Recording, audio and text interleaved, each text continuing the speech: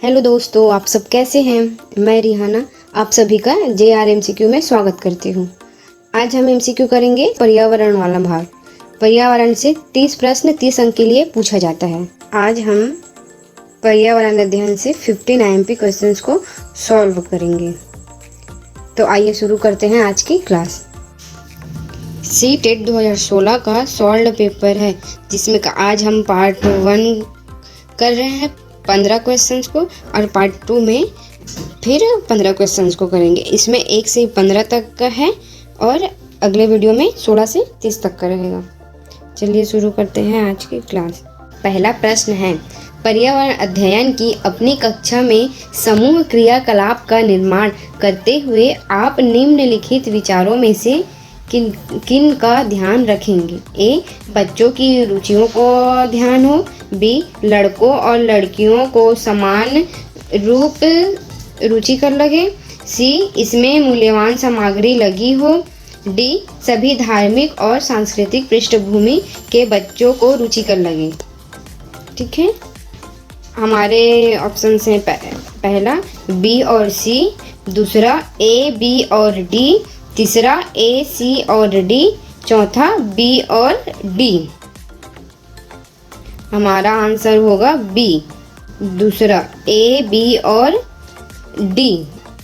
पर्यावरण से संबंधित कक्षा में समूह क्रियाकलाप का निर्माण करते समय सभी बच्चों अर्थात सभी लड़कों एवं लड़कियों की रुचि का ध्यान रखा जाना चाहिए। इस क्रियाकलाप को इस प्रकार संपादित किया जाना चाहिए कि सभी धार्मिक और सांस्कृतिक पृष्ठभूमि के बच्चों को रुचिकर लगे। चलिए बढ़ते हैं अगले प्रश्न की ओर। दूसरा प्रश्न देखते हैं। दूसरा प्रश्न ये रहा, निम्नलिखित सभी कथन पर्यावरण अध्ययन में सामूहिक रूप से क्रियाकलापों में संलग्न शिक्षकों और विद्यार्थियों के पक्ष में तर्क प्रस्तुत करते हैं, केवल एक कथन को छोड़कर। वह कथन कौन सा है। ए, बच्चे परस्पर सामंजस्य और सहयोग करना सीखते हैं। बी, बच्चे दूसरे बच्चों से बात और बहस करने से अधिक सीखते हैं। सी, समूह क्रियाकलापों की वजह से बच्चे अंक उपलब्धि में अच्छा सुधार प्रदर्शित करते हैं। डी, प्राणों के समर्थन से बच्चों को अपनी क्षमता से अधिक ज्ञान के निर्माण में सहायता मिल सकती है। हमारा सही ऑप्शन है डी, प्राणों के समर्थन से बच्चों को अपनी क्षमता से अधिक ज्ञान के निर्माण में सहायता मिल सकती है। परस्पर सहयोग तथा विचार विमर्श या बहस से बच्चों में ज्ञान का वर्धन होता है और यह पर्यावरण अध्ययन का एक भाग है। प्राणों या किसी अन्य के समर्थन से बच्चों को मनोबल प्राप्त होता है, परंतु यह विद्यालय पर्यावरण का भाग नहीं है। ठीक है, बढ़ते हैं अगले प्रश्न की ओर। हमारा तीसरा प्रश्न ये रहा, समूह कार्य से पर्यावरण अध्ययन कर रहे हैं बच्चों की सामाजिक व्यक्तित्व विशेषताओं के आकलन के लिए निम्नलिखित में से कौन सा उपकरण सर्वाधिक उपयुक्त है। कौन सा उपकरण सर्वाधिक उपयुक्त है। ए, दत्त कार्य। बी, कागज पेंसिल परीक्षण। सी, मौखिक प्रश्न। डी, निर्धारण मापनियाँ। इसका सही आंसर होगा सी, मौखिक प्रश्न। मौखिक प्रश्नों से बच्चों की सामाजिक व्यक्तित्व विशेषताओं का आकलन किया जा सकता है, जबकि अन्य से लिखने की क्षमता का आकलन होता है। चलिए देखते हैं अगला प्रश्न। चौथा प्रश्न ये रहा, नीचे पौधों के बारे में बच्चों के कुछ सहजानुभूत विचार दिए गए हैं। इनमें से कौन सा विचार वैज्ञानिक दृष्टि से ठीक है। ए, कुछ सब्जियां फल होती हैं। बी, बीज किसी पौधे का हिस्सा नहीं होते। सी, गाजर और बंद गोभी पौधे नहीं हैं। डी, घास पौधा नहीं है। इसका सही आंसर होगा ए, कुछ सब्जियां फल होती हैं। ज़्यादातर सब्जियां पौधे के फूल होती हैं, जबकि कुछ सब्जियां फल के रूप में भी होती है। चलिए देखते हैं अगला प्रश्न। 5वां प्रश्न है, कक्षा चौथी की एक शिक्षिका ने अपने विद्यार्थियों से कहा, कुछ वयोवृद्ध लोगों से यह पूछिए कि जब वे जवान थे तो क्या उन्होंने कुछ ऐसे पौधे देखे थे जो आजकल नहीं दिखाई पड़ते। उपरोक्त प्रश्न के पूछे जाने पर निम्नलिखित में से किस कौशल के आकलन की संभावना नहीं है।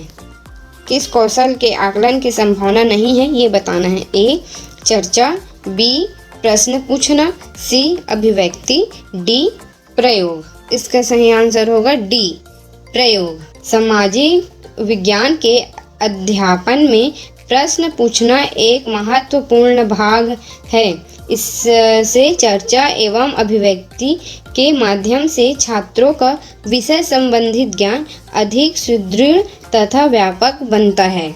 चलिए बढ़ते हैं। छठवां प्रश्न है ये रहा।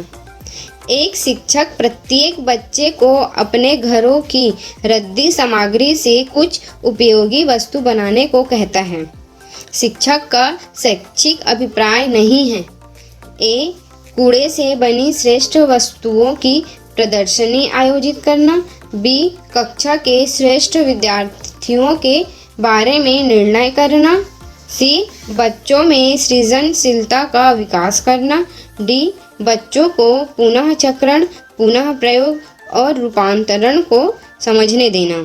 इसका सही आंसर है बी कक्षा के श्रेष्ठ विद्यार्थियों के बारे में निर्णय करना। शिक्षक बच्चों की सृजनशीलता एवं उनकी समझ को जानने का प्रयास करता है। इससे श्रेष्ठता का निर्णय नहीं किया जा सकता। ठीक है, चलिए देखते हैं सातवां प्रश्न। निम्नलिखित प्रश्नों को पढ़िए। मैंने क्रियाकलाप की योजना कितनी अच्छी बनाई। दूसरा, मैंने योजना का अनुसरण कितना अच्छा किया। तीसरा, मेरी शक्तियाँ क्या थी। चौथा, मुझे सचमुच कठिन क्या लगा। ऊपर दिए गए 4 प्रकार के प्रश्नों के उत्तरों से होगा।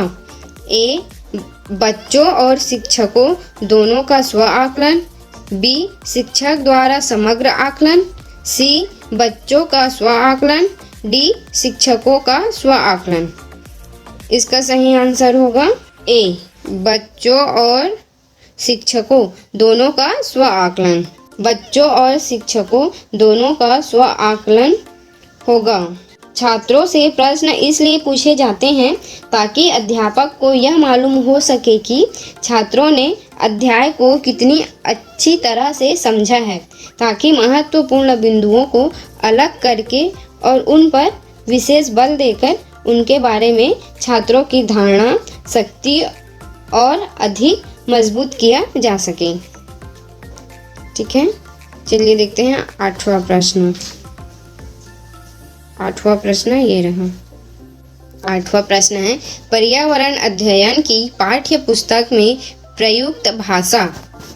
ए परिभाषाओं पर बल देते हुए औपचारिक बनाई जानी चाहिए, बी तकनीकी और औपचारिक होनी चाहिए, सी बच्चे की दिन प्रतिदिन की भाषा से संबंध होना चाहिए, डी रुखी और बच्चों के द्वारा समझने में कठिन होनी चाहिए।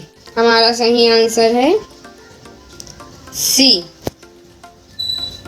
बच्चे की दिन प्रतिदिन की भाषा से संबंध होनी चाहिए। किसी भी पाठ्य पुस्तक की भाषा सरल एवं समझने योग्य होनी चाहिए। वैसे शब्दों का प्रयोग होना चाहिए जो दिन प्रतिदिन की भाषा से संबंध हो। ठीक है, चलिए देखते हैं अगला प्रश्न ये है। एक शिक्षक अपने विद्यार्थियों को विभिन्न पशुओं के चित्र देता है और उन पशुओं पर रंग भरने को कहता है जो हमारे घरों में नहीं रहते। इस क्रियाकलाप का उद्देश्य है ए सृजनात्मकता का विकास करना, बी अवलोकन का विकास करना, सी वर्गीकरण कौशल का विकास करना, डी डेटा संग्रह का विकास करना। उपरोक्त में से कौन से सही हैं? पहला बी, सी और डी, दूसरा ए, सी और डी, तीसरा ए, बी और सी, चौथा ए, बी, सी और डी। इसका सही आंसर होगा सी, ये ए, बी और सी। एक शिक्षक विद्यार्थियों की सृजनात्मकता अवलोकन एवं वर्गीकरण कौशल की क्षमता को जानने का प्रयास करता है। इसे डाटा संग्रह नहीं कहा जा सकता। ठीक है, चलिए देखते हैं 10वां प्रश्न। 10वां प्रश्न है पर्यावरण अध्ययन के पाठ्यक्रम जिसे 6 उप विषयों के चतुर्दिक निर्मित किया गया है में पौधे और पशु को जानबूझकर परिवार और मित्र उप विषय के अंतर्गत सम्मिलित किया गया है। इसके लिए निम्नलिखित में से एक कारण को छोड़कर से सभी कारण हो सकते हैं। वह एक कारण कौन सा है? ए. विद्यार्थियों को विज्ञान के दृष्टिकोण से पौधों और पशुओं को समझने में सक्षम बनाना। बी. सामाजिक और सांस्कृतिक संदर्भ में पौधों और पशुओं के स्थान निर्धारित करने में विद्यार्थियों को सहायता करना। सी. इस बात को उभारना कि किस प्रकार मनुष्य एक दूसरे से घनिष्ठ संबंधों को साझा करते हैं। डी. इस बात को उभारना कि किस प्रकार कुछ समुदायों के जीवन और आजीविकाएं विशेष पशुओं या पौधों के घनिष्ठ रूप से जुड़े हैं। इसका सही आंसर होगा ए.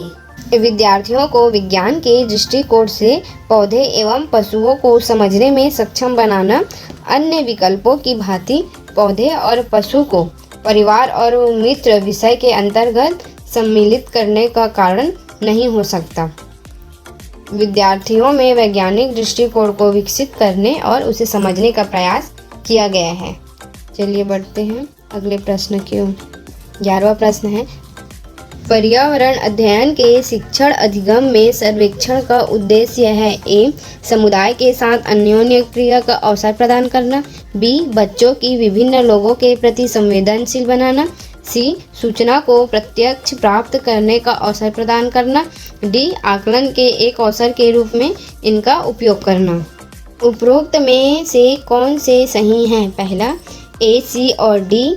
दूसरा ए, बी, सी और डी। तीसरा ए, बी और सी। चौथा ए, बी और डी।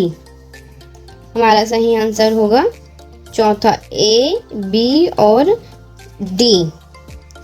पर्यावरण अध्ययन के शिक्षण अधिगम में सर्वेक्षण के कई उद्देश्य होते हैं, जैसे कि बच्चों को विभिन्न लोगों के प्रति संवेदनशील बनाना, समुदाय के साथ अन्योन्य क्रिया का अवसर प्रदान करना और आकलन के एक अवसर के रूप में इनका उपयोग करना आदि। चलिए देखते हैं अगला प्रश्न। हमारा 12वां प्रश्न ये रहा। निर्देश प्रश्न संख्या 12 से 14 निम्नलिखित अवतरण पर आधारित हैं। शिक्षक द्वारा प्रदर्शित एक कटोरे में पानी उबालने और उसका वाष्पीकरण हो जाने के प्रयोग को देखने के बाद 7-8 वर्ष के बच्चों के द्वारा दिए गए उत्तर इस प्रकार हैं। पानी गुम हो गया, कटोरे ने पानी सोख लिया, आग ने पानी पी लिया, भगवान ने पानी पी लिया। 12वां प्रश्न है ये उत्तर बच्चों और उनके विचारों के बारे में क्या बताते हैं? ए. वाष्पीकरण के बारे में बच्चों के विकल्प विचार हैं। बी. बच्चों के उत्तर तर्क संगत नहीं हैं। सी. बच्चों की सोच गलत है। डी. बच्चे अच्छा अवलोकन नहीं कर पाते। हमारा सही आंसर है ए। सही आंसर होगा ए। उत्तरों से वाष्पीकरण के बारे में बच्चों के विकल्पी विचार का ज्ञान होता है। आगे बढ़ते हैं 13वें नंबर प्रश्न पर। 13वां नंबर प्रश्न है शिक्षक को इन उत्तरों का सामना किस प्रकार करना चाहिए? बच्चों को बता दे कि वे गलत हैं। बी. जल चक्र का एक मानक चार्ट प्रदर्शित करें। सी. वाष्पीकरण की परिभाषा दे और बच्चों को उसे याद रखने के लिए कहें। डी. उनके विचारों तक पुनः पहुंचने के लिए चर्चा प्रारंभ करें। इसका सही आंसर होगा डी। बच्चों के प्रश्नों को स्पष्ट करने के लिए प्रयोग पर पुनः चर्चा करनी चाहिए और प्रयोग को स्पष्ट करना चाहिए। चलिए बढ़ते हैं अगले प्रश्न पर। अगला प्रश्न ये रहा। वाष्पीकरण विषय पर बच्चों की विविध सोच का आकलन करने के लिए निम्न में से कौन सा प्रश्न एक नमूना हो सकता है? ए, जल चक्र के 5 लाभ बताइए। बी, क्या होता है यदि जल चक्र होता ही नहीं? सी, जल चक्र के क्रम के सोपानों की सूची बनाएं। डी, जल चक्र का आरेख बनाएं और उसे नामित कीजिए। इसका सही आंसर होगा बी, क्या होता यदि जल चक्र होता ही नहीं। यह विश्लेषण विधि होती है जिसमें छात्र स्वयं सूक्ष्म अवलोकन के आधार पर इस बात की खोज करता है कि किसी समस्या को हल करने के लिए कौन कौन सी आवश्यक बातें मालूम होनी चाहिए। चलिए देखते हैं अगला प्रश्न, आज का आखिरी प्रश्न। निम्नलिखित में से कौन से राज्य जम्मू और कश्मीर के पड़ोसी राज्य हैं? ए, हिमाचल प्रदेश उत्तराखंड। बी, हिमाचल प्रदेश पंजाब। सी, हिमाचल प्रदेश उत्तर प्रदेश और डी, उत्तराखंड राजस्थान। इसका सही आंसर होगा बी, हिमाचल प्रदेश एवं पंजाब। राज्य जम्मू और कश्मीर के दक्षिण में स्थित है।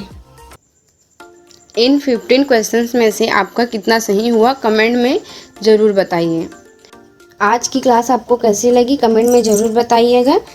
Thank you. मिलते हैं नेक्स्ट वीडियो में। इसका दूसरा पार्ट अगले वीडियो में आएगा। अगर आज की क्लास पसंद आई हो तो वीडियो को लाइक, शेयर, कमेंट और चैनल को सब्सक्राइब ज़रूर कीजिएगा। Thank you. मिलते हैं नेक्स्ट वीडियो में।